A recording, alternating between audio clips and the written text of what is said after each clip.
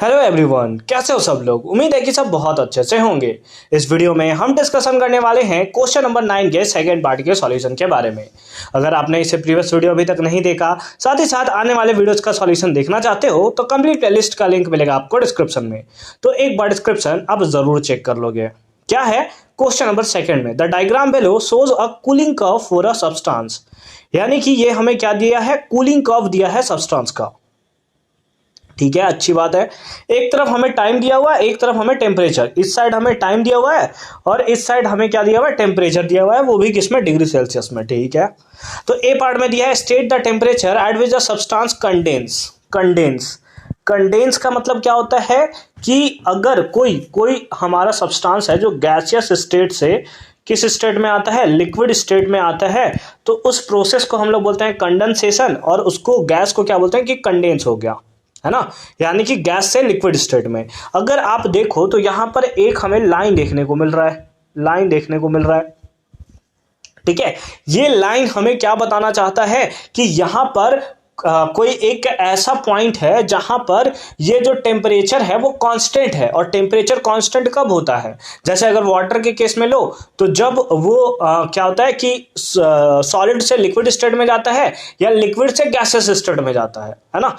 उस केसेस में टेम्परेचर कुछ देर के लिए कांस्टेंट रहता है ना, लेटेंट हीट के नाम से जिसे आप जानते हो। तो अगर कोई बॉडी सॉलिड से लिक्विड में जाता है ना, तो टेम्परेचर जैसे वाटर के केस में 0 डिग्री सेल्सियस उसका फ्रीजिंग पॉइंट भी होता है, उसका बॉइलिंग पॉइंट भी होता है, मेल्टिंग पॉइंट भी होता है। ठीक है, तो उसी टाइप से ये क्या हो रहा है कि गैसियस से लिक्विड स्टेट में आ रहा है, यानी कि ये पॉइंट कौन सा हो गया, कंडेंसन का पॉइंट हो गया। यानी कि यहां पर क्या हो रहा है कि बॉडी जो है, इस मैटर जो है वो क्या हो रहा है, कंडेंस हो रहा है। यानी कि state the temperature at which substance condense, कौन सा टेम्परेचर होगा, बिल्कुल ये हो जाएगा 150 डिग्री सेल्सियस। कितना हो जाएगा, 150 डिग्री सेल्सियस। बोलो कोई प्रॉब्लम है? नहीं सर, हमें तो कोई प्रॉब्लम नहीं है। ठीक है, फिर आगे दिया था temperature range in which the substance is in liquid state. अब देखो, जैसे यहां पर सब्सटेंस लिक्विड स्टेट में पहुंच गया, अब यहां से यहां तक का जो रेंज है वो किसका है, लिक्विड का ही तो रेंज है, फिर से यहां पर लिक्विड आया होगा, फिर कुछ देर के बाद ये सॉलिड में कन्वर्ट हुआ होगा, है ना, एक कांस्टेंट टेम्परेचर पे सॉलिड में, और फिर उसके बाद ये क्या है, सॉलिड बनता रह गया। तो यानी कि टेम्परेचर रेंज ये क्या है, एक्चुअल में ये हमारा है लिक्विड स्टेट। कौन सा स्टेट है बताओ, लिक्विड स्टेट। यानी कि लिक्विड स्टेट का रेंज कितना हो गया, that is 60 degree Celsius to 150 degree Celsius. बोलो सही है नहीं है? हाँ सर, बिल्कुल सही है। सी पार्ट देखो क्या है, सी पार्ट में the why do we prefer ice और ice cold water for cooling a drink. ठीक है, यानी कि हम लोग जो आइस के जगह पे आइस कोल्ड ड्रिंक, जो कोल्ड वाटर जो होता है, उसको हम लोग यूज करते हैं एज अ कूलिंग। उसका रीजन क्या होता है, तो सिंपल फॉर्म में उसके पास एक लेटेंट हीट होता है ना, एक एक्स्ट्रा लेटेंट हीट होता है। जैसे अगर मैं आपको बात करूं कि अगर आप देखो, है ना, जैसे आप देखो एक आइस है और एक है आइस कोल्ड वाटर, है ना, क्या है, आइस कोल्ड वाटर, है ना, ये है। तो अगर ये वाटर है तो ये भी कितने पे होता है, 0 डिग्री सेल्सियस पे वाटर भी होता है, और 0 डिग्री सेल्सियस पे ये आइस फॉर्म में भी हमें देखने को मिलता है। बात पे एग्री करते हो या नहीं करते हो?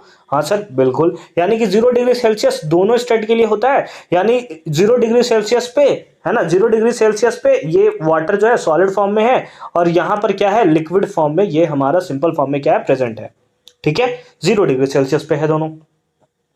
अब अगर मैं आपसे बोलूं कि दोनों में से ज्यादा एनर्जी किसके पास है, तो आप बोलोगे सर ये जो वाटर है ना लिक्विड स्टेट में है ना, क्या है, लिक्विड स्टेट में है, या आइस जो है ना वो सिंपल फॉर्म में क्या है, सॉलिड स्टेट में है। ये ना एक्स्ट्रा एक हीट गेन करता है जिसका नाम क्या है, लेटेंट हीट। क्या नाम है इसका, दैट इज लेटेंट हीट, है ना। ये क्या करता है, एक एक्स्ट्रा हीट गेन करता है जिसका नाम है लेटेंट हीट।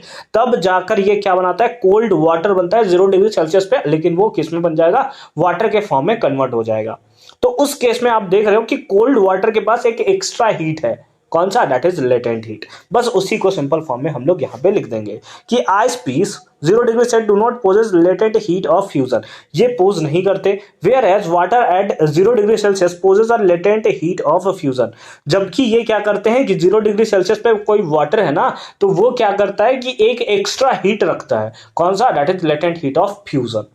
ठीक है, Therefore, ice will absorb more heat, इसीलिए आइस क्या आता है, ज्यादा हीट एब्जॉर्ब कर सकता है from drink during melting as compare to water, that's why cooling it is better with ice. इसीलिए हम लोग क्या करते हैं कि आइस के बेसिस पे ही कूल करना ज्यादा सही समझते हैं, है ना, कि आइस है, आइस क्यूब है, पानी में आप डाल दोगे, अल्कोहल में आप मिला दोगे, हाँ अगर अल्कोहल से नाम से खुश हो जाते हो बहुत मार खाओगे, है ना।